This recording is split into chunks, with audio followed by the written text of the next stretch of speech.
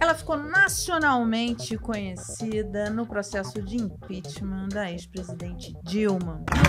Nós queremos servir a uma cobra! Não! O Brasil não é a República da Cobra! Chamou muita atenção, inclusive, a performance dela no Congresso e no Parlamento e a forma como defendeu o impeachment.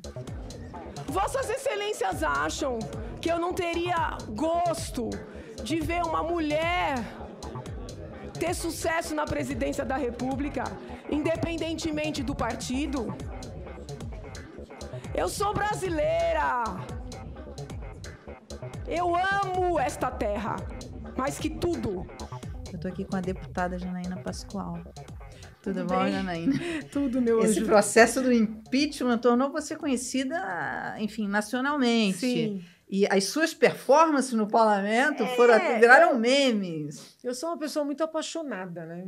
E até é interessante você utilizar a palavra performance, porque uma vez numa entrevista o jornalista falou assim: a senhora sempre foi assim performática? E eu me surpreendi.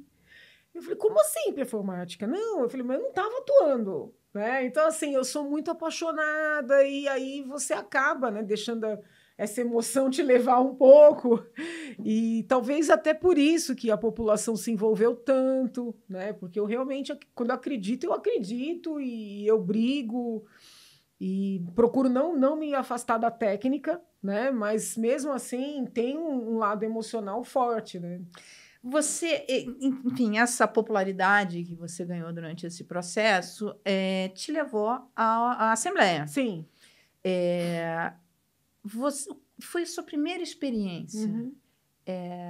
Qual é o saldo dessa experiência? O que você pode contar para a gente? Qual é o trabalho de um deputado estadual? Então, isso é muito interessante, porque eu vejo no trabalho de um deputado um viés muito técnico-jurídico, que fica sempre em segundo plano. Como as pessoas só olham o político, né? Às vezes fala assim, olha, o deputado tem um projeto muito legal, mas, na verdade, o cidadão tem uma ideia. Né? A gente vai ver se o projeto é bom quando ele está no papel e avaliar se ele tem condições de entrar em vigor, entendeu? Então, assim, esse olhar técnico da atividade parlamentar, eu acho que ele falta muito no Brasil e ele é muito importante. Então, eu me encontrei muito naquele ambiente, sabe? Então, assim, até as pessoas falam assim, nossa, Janaína, você tem que sair mais, você tem que rodar mais. Eu visito as cidades. Hoje mesmo de manhã eu estava em Campinas, né? Ontem eu estava no ABC. Mas, assim, as minhas visitas, elas sempre são com um foco nos projetos que eu estou avaliando, nos que eu estou preparando, entendeu? Ou para promover discussões sobre temas importantes. Não são visitas assim, com viés eleitoral, eleitoreiro, entendeu? Entendi. Porque eu tenho esse olhar técnico da atividade parlamentar. E é até interessante para depois levar isso para a sala de aula, né? E eu venho falando com professores de direito para a gente estimular os estudantes de direito a estudar o processo legislativo, porque as pessoas não veem a atividade parlamentar como uma atividade jurídica, e é. Se você não constrói bem um projeto, se você não redige bem um artigo, aquilo vai ter um impacto, talvez ele vire uma lei inútil. Me cita alguns projetos que você se orgulha de ter defendido ou que você, enfim, que de alguma forma te marcaram. Olha, nessa sua primeira experiência. Dos que eu apresentei, né, que foram muitos, eu posso destacar o último que eu apresentei, estou trabalhando num ainda, mas eu apresentei um muito intrigante, pouco, vamos dizer assim, comum até, acho que não tem nada parecido. Não sei se você já percebeu nos cemitérios da cidade, não sei, cemitérios públicos, né? Você tem umas valas comuns com os corpos todos misturados. Então, eu apresentei um projeto para exigir, não é o que foi que mais me marcou, mas como é o último, para exigir a identificação desses cadáveres, sabe? Porque ficou... E como é que você teve essa ideia? Deputado, você passeia em cemitério? Não, veja, eu sou da Zona Leste de São Paulo, então os velórios são muito ali nos hospitais, nos cemitérios públicos. E desde pequena eu percebo isso. Eu achava muito estranho ver um monte de cadáver misturado. Aí houve uma votação na casa que eu precisei visitar o IMESC, que eu precisei levantar toda a parte de investigação de paternidade, que já é do meu conhecimento, por causa do trabalho na área do direito. E mais recentemente, um profissional da Polícia Técnico-Científica me mandou um e-mail dizendo: doutora, nós estamos com muitas dificuldades de fazer a investigação de paternidade pós-mortem. Que acontece, né? Mulher teve um relacionamento com uma pessoa que faleceu, aí vem uma investigação de paternidade. Falou, porque depois de um tempo eles tiram o corpo, né, da vala, entra numa vala comum, entendeu? Né? E a gente não sabe de quem é aquele osso para poder extrair o DNA para fazer a investigação. E eu tinha, por outras questões internas da Assembleia, visitado o IMESC e acompanhado um processo de extração de DNA de um fêmur. Aí eu falei, gente, a gente tem que trabalhar isso aí, entendeu? E daí começou a preparação desse projeto, né? Então, mas para todo projeto que vem, tem leitura, tem reuniões, tem visitas, sabe? E você pegou algum projeto que chegou a você, assim, algum cidadão que conversou, que te procurou e falou, deputada... Sim, teve uma senhora que fez a mastectomia, né? E fez no SUS, ou seja, ela teve o atendimento de saúde, ela disse que recebia alimentação, né? Assim, a comida chegava, não faltava comida, mas não havia ninguém para dar comida na boca dessa mulher. E quem faz essa cirurgia, né, não consegue mexer o braço. Então e assim, se a gente pegar a legislação vigente, idoso tem direito a acompanhante e criança também, menor de idade, né? Mas a pessoa adulta não. E no caso, esta cirurgia impossibilita da pessoa se alimentar. E a enfermeira, ela tem que cuidar de outras questões. Então essa mulher disse que passou fome dentro de um hospital, olhando a comida, porque o acompanhante não era permitido e ninguém podia colocar comida na boca dessa mulher, entendeu? Então, eu apresentei um projeto que foi apoiado por outras colegas para a gente garantir a essa mulher a entrada... Aprovado? Minha filha, desculpa o termo, demora demais, entendeu? Eu tenho um monte de projeto ali esperando o andamento. Porque isso é importante, né, para a saúde da mulher. Eu acho isso básico. Para mim é tão óbvio. Da mesma maneira que é óbvio que você não pode misturar os corpos, eu acho óbvio que você não pode negar entrar um parente na hora de um almoço para dar comida para um paciente. Eu não estou dizendo que a pessoa tem que entrar para dormir, para ficar ali, porque tem todo um... São quartos coletivos, então é difícil se tiver uma pessoa dormindo, né? Mas, poxa, na hora da refeição... Então, são coisas tão óbvias que eu, às vezes, me incomodo de precisar propor projeto, sabe?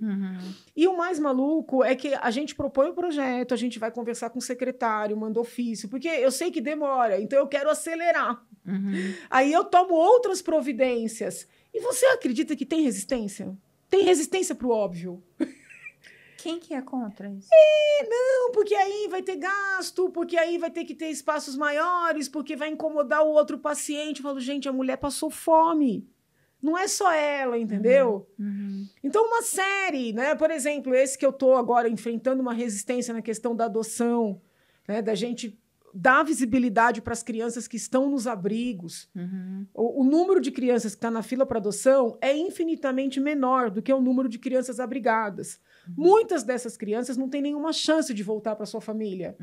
Porque a família não quer. Gente, desculpa eu falar desse jeito, com essa grosseria. As famílias não querem. Mas o sistema não se conforma. Entendeu? Não, nós temos que tentar. Né? Tem um problema... E esse projeto nasceu como? Esse projeto, ele nasce, assim, algumas coisas eu trouxe comigo, né? Então, assim, por exemplo, esse da questão da mastectomia, eu desconhecia. Então, eu descobri ali. Mas esse, ele nasce dos meus trabalhos, assim, vendo muitas crianças que acabam sendo envolvidas no crime por um abandono, entendeu? Por uma falta de amparo familiar. Dos meus trabalhos na faculdade, na parte de crianças e adolescentes, eu sempre fui uma entusiasta do Estatuto da Criança e do Adolescente, entendeu? Como ali a Assembleia não tem competência, vamos dizer assim, penal ou nessa parte de medida socioeducativa de adolescente que se envolve, né, que pratica um ato infracional, mas ela tem outras competências da gente agir antes, entendeu? Dessa criança, desse adolescente ser cooptado por um abandono institucionalizado. Reclamações de pessoas que, assim, aguardam anos em filas para adotar. Né? E, deputada, como é que um paulistano, um cidadão brasileiro chega e fala, olha, apresenta esse projeto? Qual é o caminho que ele tem que fazer? Eu recebo muitos e-mails, mas muitos mesmo, de paulistas, paulistanos, de brasileiros, assim, tem gente que escreve de todos os estados da federação, pedindo para eu conversar com o deputado da Assembleia dele, entendeu? Ou para eu mandar um projeto. E eu faço muito isso, viu? Eu apresento um projeto e mando para as outras assembleias, para ver se algum colega se anima, se gosta. E muitos multiplicam, né? Que eu acho que são, poxa, uma honra para a gente.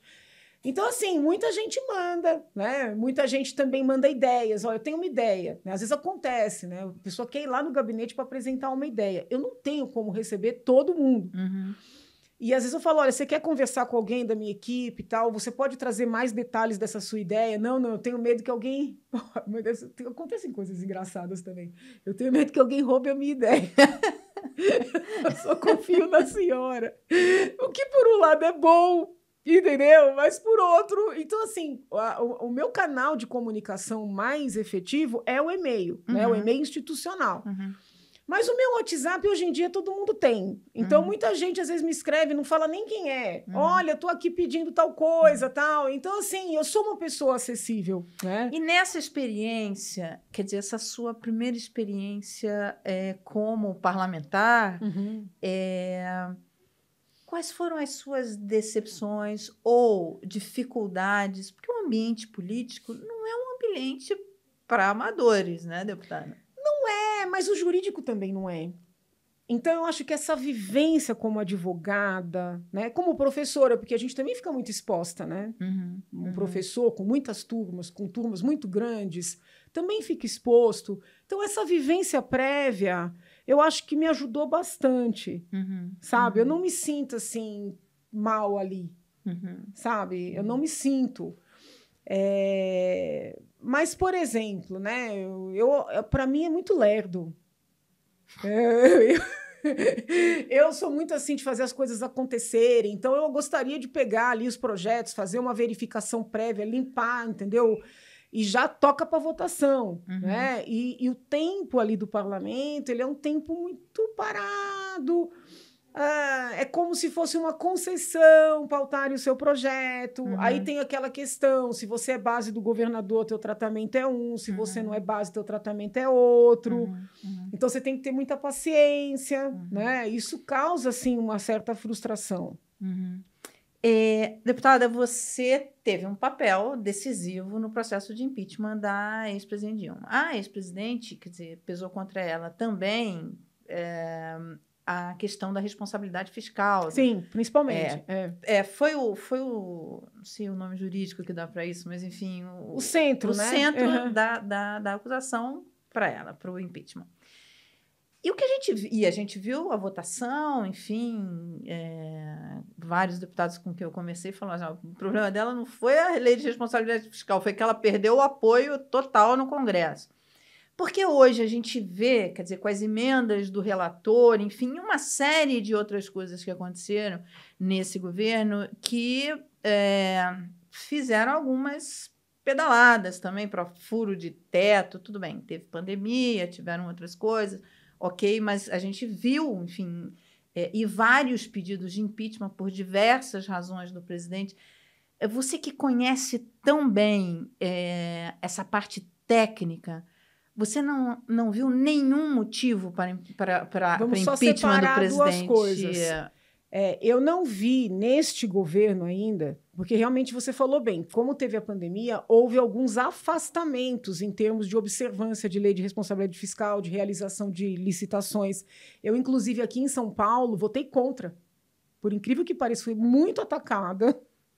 Porque diziam assim, você está contra o povo, você está contra a saúde. Eu falei, não, eu estou contra abrir porta para coisa errada. porque também foi um líbero geral, sabe? Que eu votei contra aqui, porque eu falei, gente, eu não quero me responsabilizar por isso. Mas prevaleceu o entendimento de que pela pandemia, pela emergência, tinha que afastar todos esses rigores. Tudo bem, né? Foi o que prevaleceu. Então, assim, eu não vi neste governo ainda a prática de um crime de responsabilidade, tecnicamente falando. As tais emendas, eu quero só deixar bem claro que eu sou contrária. Emendas secretas, eu sou contrária. Não é nem emenda do relator, eu sou contrária a gente ter um sistema de pagamento de emenda que não possa ser acompanhado. Transparente. Sim. Só que é o seguinte, o que acontece no federal, acontece aqui no estadual.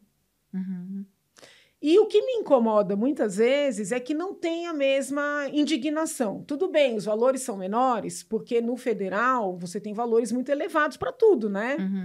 Mas aqui também acontece. E quando a gente reclama, e mesmo houve alguns jornalistas que fizeram uma apuração, parece que não anda, você entendeu? Parece que não acontece nada. Então eu falo assim, bom, ou é ilícito, ou é no mínimo inadequado para todos. O que não dá é para pensar isso e dizer, ó, lá pega, aqui embaixo não pega. Né? Então, por exemplo, todo deputado tem direito a um montante aqui de emendas impositivas, que são emendas previstas em lei. Gira em torno de 5 milhões, varia entre 5 milhões e 6 milhões. Desde 2019, eu indico essas emendas. Eu não aceito as emendas voluntárias, que são aquelas emendas não previstas em lei, justamente para poder votar de maneira independente. Ontem, inclusive, na Assembleia, eu estava debatendo isso com colegas. Tem emendas que eu indiquei em 2019, acredite, 70 mil reais para comprar um veículo para levar idosos que estão numa casa de acolhimento para o hospital. 100 mil reais para comprar uma van para levar crianças de um abrigo para fazer aula, tal. Eles não liberam. As emendas que não são as impositivas, que são voluntárias, mas que ninguém fiscaliza, essas liberam em uma semana. Então, assim... Mas voltando à questão do impeachment do presidente Bolsonaro. Eu li os pedidos, né? Você leu todos eles? São vários. Eu li alguns anteriores àquele super pedido. Depois eu li o super pedido, que eu me lembro, por exemplo, que eram signatários a deputada Joyce, o deputado Frota. O que eles fizeram ali? Eles fizeram uma espécie de uma compilação dos pedidos anteriores. Então, por exemplo, número 1, pedido número tal, fizeram um resuminho de cada um. E eles foram muito na linha de que o presidente teria causado as mortes da Covid, que juridicamente é forçar um pouco a natureza, né? Eu não concordei com a maneira que ele encarou, somente no início, quando de certa forma ele diminuiu a questão, foi quando inclusive eu fiz um discurso revoltado com ele, que até hoje o povo me joga na cara aquele discurso, mas eu estava vivenciando muito a doença, entendeu? Eu vim acompanhando o problema nos outros países, eu sou muito assim estudiosa, então eu fui ler trabalhos acadêmicos, eu ficava lendo os jornais dos outros países, porque estava chegando aqui, eu queria estar preparada, você entendeu? E aí, quando ele começa, não, é uma gripinha, eu me revoltei. E eu, assim, acho até que é uma coisa de Deus mesmo, eu adoeci na primeira leva. E o fato de eu ter adoecido na primeira leva me fez ver a gravidade da doença, também me fez ver que precisa tratar, que foi uma grande crítica que eu fiz aqui embaixo, deles não quererem tratar os doentes, acharem que com o tempo vão se tratar. Então, assim, eu acho que ele errou muito. Mas daí a dizer que ele matou as pessoas, me pareceu excesso, entendeu? Agora, nos pedidos de impeachment, tinha isso, mas tem várias outras causas. Não, mas basicamente é isso. É a maneira como ele enfrentou a pandemia, a questão do oxigênio lá na Amazônia, que depois, quando você vai... Eu cheguei a conversar com o governador do Amazonas, porque saiu um áudio... E a questão fiscal, você acha que também não tem? Eu, por enquanto, não vi. Né? Vamos supor. Porque, assim, no caso da presidente, o Ministério de Contas, Ministério Público de Contas, tinha feito uma investigação bem minuciosa e eu utilizei essa documentação para fundamentar minha denúncia. Veja, eu não tenho acesso a tudo agora. Pode ser que amanhã surja uma documentação, mas até onde eu tive acesso, não vi nada nesse sentido. Nada. E agora, a gente falando do seu futuro. Você é pré-candidata. Sou. Ao Senado. Ao Senado. Eu sei que é meio insano, entendeu? Porque eu estou acompanhando as pesquisas. Insano por quê? Eu estou acompanhando as pesquisas, né? E muito embora as pessoas possam dizer, não, as pesquisas estão erradas, as pesquisas são tendenciosas. Você acha que as pesquisas estão erradas? Eu acho que é uma fotografia. Elas podem não ser absolutas, muitas vezes houve erros, mas eu também não posso desmerecê-las completamente, você entendeu? Então eu tenho consciência que não está fácil, né? Que tem aí pré-candidatos, não vou dizer que sejam fortes, mas que são populares.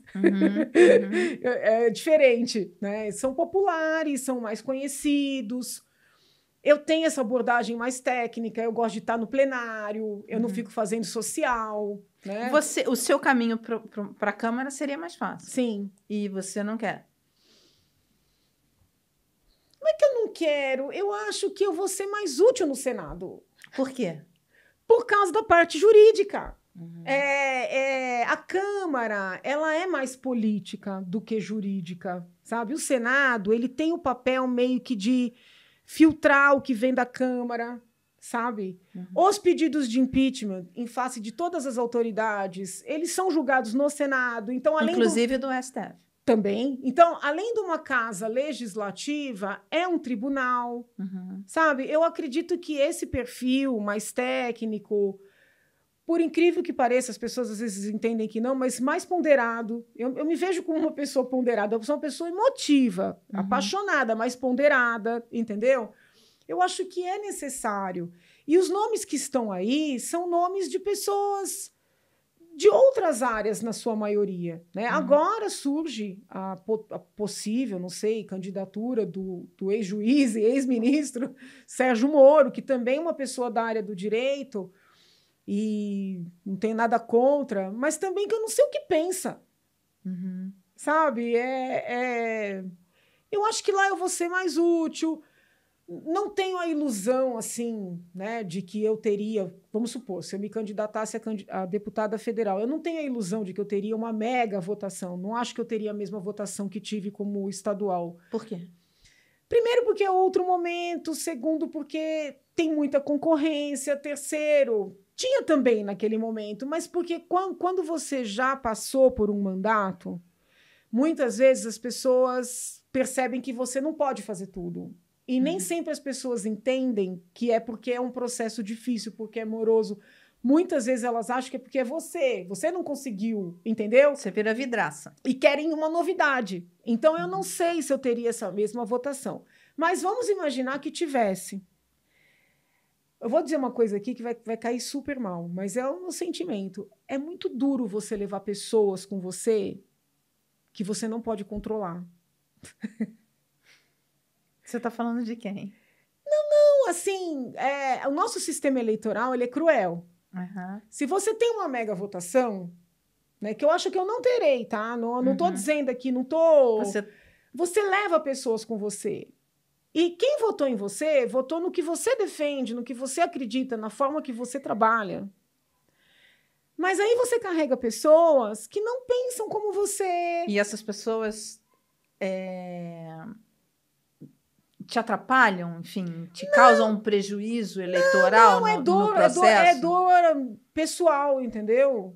Você tá... É duro, não sei, é duro de explicar isso, que parece que a gente está criticando as pessoas.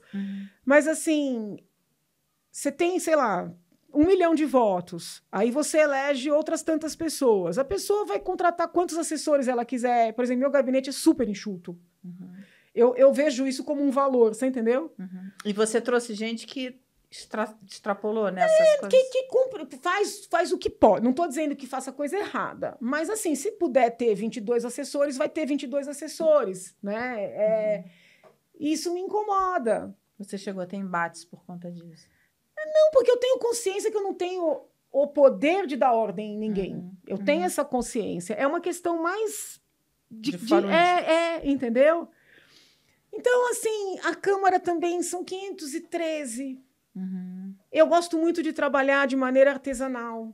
Pode perguntar para os meus colegas lá. Todos eles, de esquerda e de direita. Eu bato na porta para discutir um projeto. Então, quer dizer, para você, ou Senado ou nada? Eu cismei que eu tenho que pôr meu nome à disposição para o Senado, entendeu? Não é porque parece um pouco metido também, né? Ou é Senado ou é nada.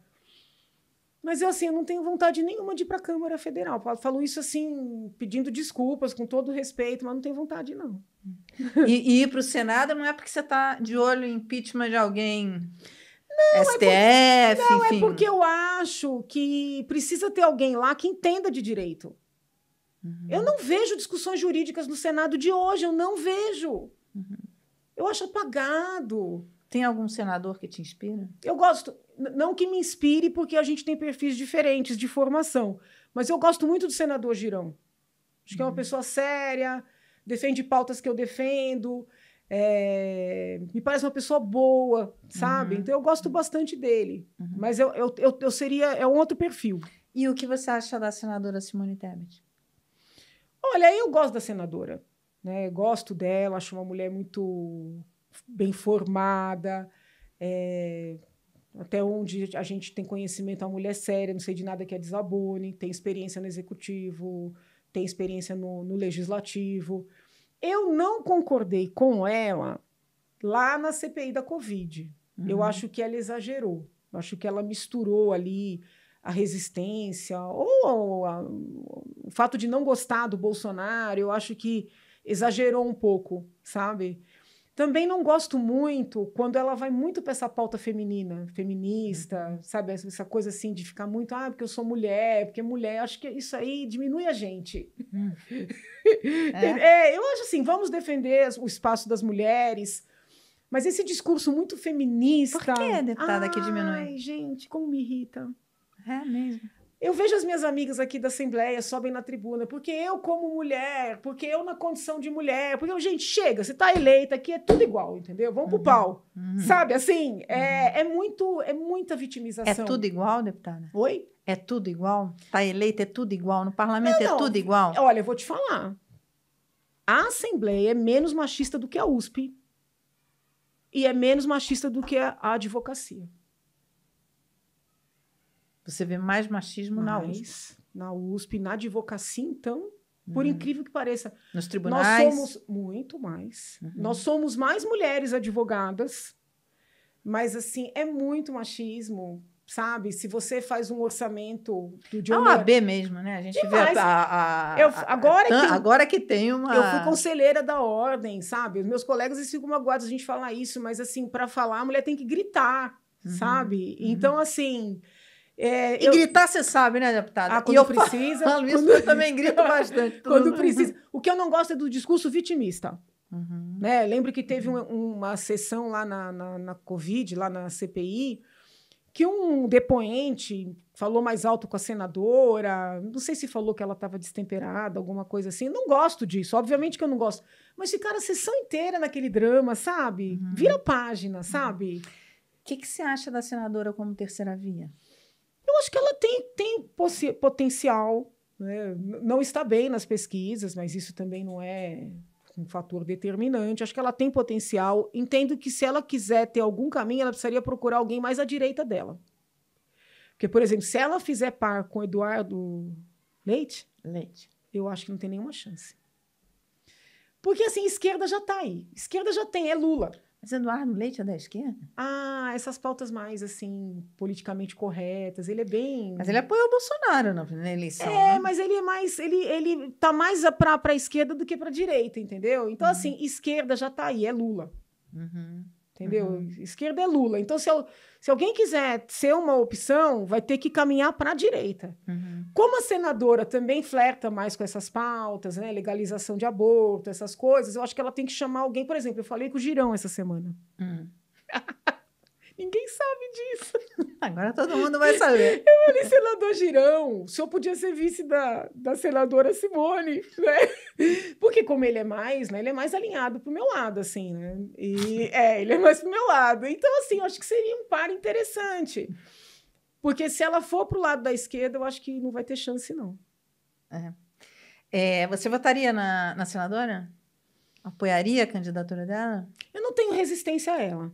Eu acho que tudo tem um contexto. Né? Hoje, como a gente vê a polarização, é meio que ou Lula ou Bolsonaro, não tenho dúvida que eu fico do lado do Bolsonaro com todas as críticas que eu faço a ele e com todos os ataques que a base dele faz a mim. Mas eu não tenho resistência a senador. E você acha que o presidente Bolsonaro aceitaria um resultado nas eleições se não for eleito? Eu tenho certeza que sim. Não há risco de golpe? Não, isso aí é firula que o povo dele faz. Ele gosta muito de jogar... O Bolsonaro e o Lula, nesse aspecto, eles são parecidos. Eles jogam muito para a própria torcida, né? Eles jogam muito para a própria militância. Então, assim, é meio da dinâmica deles, que não é algo que me agrada muito, sendo bem honesta. Né? Eu sempre critiquei isso no PT, não vou achar bonito no bolsonarismo. Né? Mas eles têm essa dinâmica. Você é bolsonarista? Não, nunca fui. Nunca fui, assim, ele sabe disso. Quando eles ficam, não, porque é traição. Traição do quê? Quando foi que eu falei para esse homem que eu era bolsonarista? Nem quando ele me convidou para vice, eu falei para ele que eu era bolsonarista. Ainda falei assim para ele, ô, presidente, acho bom o senhor pensar. O senhor tem certeza? Eu falei para ele, o senhor tem certeza que o senhor está me convidando? Entendeu? Então, assim, na época eu não chamava de presidente, porque ele ainda era deputado, né? E eu sou um pouco supersticiosa, então eu falava deputado. Mas, assim, não sou bolsonarista. Quando foi a última vez que você falou com ele? Eu acho que foi perto do Natal. Agora, do Natal. Do último Natal. Eu tenho certeza quase absoluta. E vocês falaram sobre esse ano eleitoral? Olha, foi uma conversa rápida, porque ele é uma pessoa muito pragmática. Foi alguma coisa do gênero que a gente teria que sentar para conversar, para avaliar o cenário... Sabe, assim, colocar a conversa em dia, Feliz Natal, essas coisas. Tenho quase certeza que foi essa conversa do Natal a última. O que você diria para o presidente Bolsonaro? Qual o conselho que você dá para ele nessa eleição, nessa campanha? Eu entendo que o presidente precisa abrir o leque. Entendeu? Abrir o leque. Eu acho que ele tinha que ter uma conversa, sabe, discutir uma relação, assim, com o eleitorado dele. Porque é um eleitorado que afasta as pessoas. Entendeu? Poxa vida, eu apoio várias pautas dele. Eu tive o trabalho de ler os pedidos de impeachment, de mostrar que não tinha sustentação. O que mais eles querem? Sabe? E os ataques são diários. Então, assim... Você é muito atacada? Mas muito. Pelo chamado gabinete do ódio? Nem sei se tem gente nesse... Eu acho que é o povo mesmo que o elegeu, sabe? Você acha que não tem algo orquestrado, um método? Não sinto isso. Da mesma maneira que eu sou muito atacada pela esquerda, eu sou muito atacada pela direita, entendeu? Porque, infelizmente, são grupos que querem adesão. Não são grupos que querem até estar no poder, mas que compreendem, né? Que existe espaço para divergência. As pessoas me escrevem, às vezes até com carinho, né? Janaína, você não tem que fazer críticas, você tem que elogiar, falar as coisas boas do governo. Mas isso é um modo petista de ser, isso nunca me agradou, não é? Agora, eu reconheço, eu sou uma pessoa difícil. A primeira-dama, Michele Bolsonaro, se filiou ao PL ontem, né? Então, não entendi. Será que ela vai sair candidata? Não pode. Eu ia te perguntar isso. Ela vai sair candidata? Ela tem pretensões políticas? Então, Você acha que ela vai... mesmo que ela não saia agora, mas ela está construindo, pavimentando uma carreira política? Agora, ela já não tem mais o tempo, né? Porque havia um limite temporal aí, um prazo. Mas na medida em que ela se filia, aparentemente, talvez ela queira no futuro, talvez... nas eleições municipais, né? Se ele for presidente, tem vedações, né? Mas vamos supor que ele não venha a ser reeleito. Mas você já conversou com ela sobre isso? Eu só conversei com a primeira-dama 2 vezes na vida. Eu conversei com ela naquela convenção do PSL, que eu fiz um discurso que desagradou todo mundo. Então foi um momento meio... E depois no hospital, quando eu fui visitar o presidente, que ele tava, né, tinha tomado a facada, nem consegui vê-lo, porque ele estava muito debilitado, conversei muito com ela. Ele não tinha sido eleito ainda. Até lembro bem que eu falei para ela, dona Michele, se o seu marido for eleito, a senhora vai ser a primeira-dama mais bonita da história. Aí ela falou assim, não, é a dona Marcela. A né? Marcela Temer, é lindíssima. Aí eu olhei para ela e eu falei assim, não, dona Marcela, eu achei que era a mais bonita, mas se o casal ganhar, eu acho que eu acho, com todo respeito ao Marcelo, eu acho a Michele mais, né? E aí ela deu risada. Aí depois eu pedi uma agenda com ela, quando eu estava batalhando pelo meu projeto aqui para a mulher poder escolher a via de parto, né? Uhum. Que eu acho um absurdo que no SUS você é obrigada a fazer parto normal. Uhum. Nada contra o parto normal. Uhum. Mas se no particular a mulher pode ter voz, por que não aqui? E eu pedi essa agenda com ela e eu não consegui. Né? Não consegui, não sei se foi um problema de agenda mesmo ou se foram questões políticas, porque aí eu já estava criticando algumas questões do presidente. Mas eu acho que ela leva jeito. Ela é muito querida, né? Eu percebo que as pessoas gostam muito dela, independentemente do presidente. E ela tem... porque o presidente tem uma rejeição grande no eleitorado feminino. Né? E ela tem um trabalho interessante nessa questão das doenças raras, das deficiências. Né? Ela é vista como uma figura com essa autonomia, sabe? Eu acho que ela conquistou essa autonomia, né? Então, eu vejo potencial nela, sim. Vamos voltar para a sua candidatura, deputada. Então, por que um paulista deveria votar em você? Então, ainda é pré-candidatura, que senão o povo vai implicar aqui com o nosso diálogo. Eu sou muito democrática, né? Então, por exemplo, se você pegar os meus vídeos, assim, em nenhum momento eu me impus, mesmo em 2018, eu acho que eu tenho que pôr o nome à disposição, falar das minhas capacidades, até das minhas limitações, e a população vai decidir. Quais são? Você já falou das suas capacidades. Quais são as suas limitações?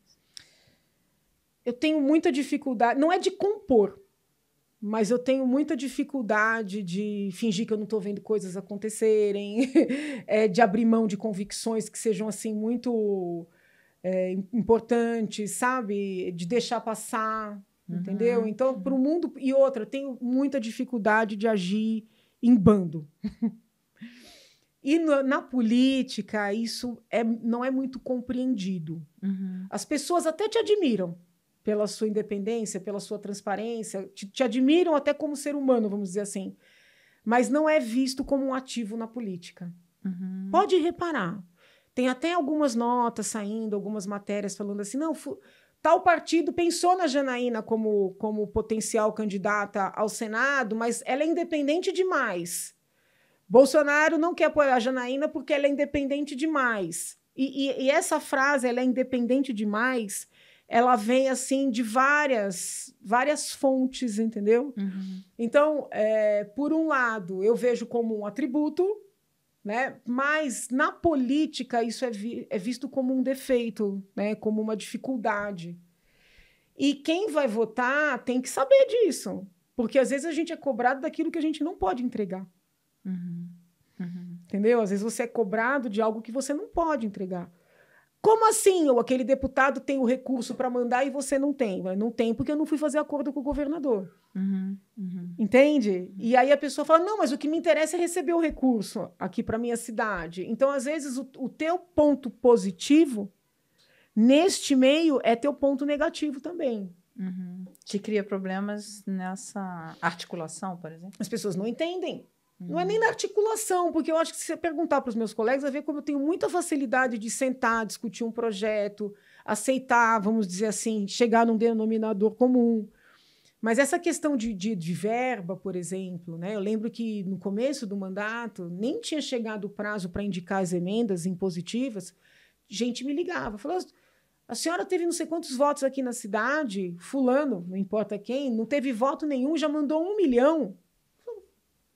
Mandou 1 milhão, se o prazo para indicar a emenda é novembro. Isso era início de mandato. Então, muita gente falava assim, você tem que mudar a cabeça, você tem que ir lá falar com o governador, você tem que pegar esses dinheiros também. E não é dinheiro para a pessoa, tá? Isso é importante deixar claro. É pegar a verba para mandar para as pontas. Mas aí, eu vejo assim, a gente continua no mesmo ciclo vicioso. Porque aí, para ter o recurso para mandar para a cidade, né? Para ter apoio na cidade... Você tem que ser subserviente a quem está no executivo. Então, assim, os papéis constitucionais ficam prejudicados. Então, eu falo, eu não entrei para isso. Entrei para tentar realizar na vida, né, no mundo dos fatos, o que eu tenho como o ideal, entendeu? Deputada, e com a família? o trabalho de um político ali atrapalha muito a vida da família? Você é cobrada na família? Não, o que acontece é o seguinte, às vezes eu vejo na imprensa as pessoas falando assim, o filhotismo, né? Coloca o filho, coloca o irmão, coloca a mulher. Nem sempre isso é um paternalismo. Às vezes é porque as pessoas já vão se acostumando com aquele ambiente. Para uma família que não é da política, não é fácil, principalmente a exposição. Por exemplo, a minha mãe sofre muito com as agressões que eu sofro. Então, assim, às vezes fica, poxa, estudou tanto, para quê? Para que está enfrentando tudo isso? Você entendeu? Então, E ela sofre agressões por sua causa, não?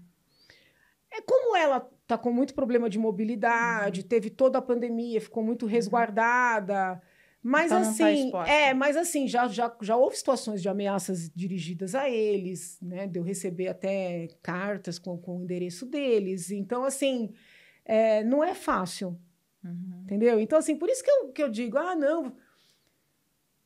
Se não está garantido aqui, corre para lá para garantir. Não é essa a mentalidade, né? A mentalidade é colocar o seu conhecimento, o seu trabalho à disposição, entendeu? Legal. Muito obrigada pela conversa. Eu que agradeço. Olha aqui, eu vou te dar um presente que é para você votar no My News. Que tá? legal, obrigada. Quando tiver votações, que chique. Você vota no My News. Tá bom, meu amor. Muito obrigada, muito sucesso, muita sorte aqui, né, para o teu trabalho, que já é muito mais obrigada. do que reconhecido. Muito obrigada. Obrigada. Você Beijo. que ficou com a gente até aqui, compartilha, manda dúvidas, manda projetos, porque a deputada ainda está lá para receber esses projetos. Muito obrigada.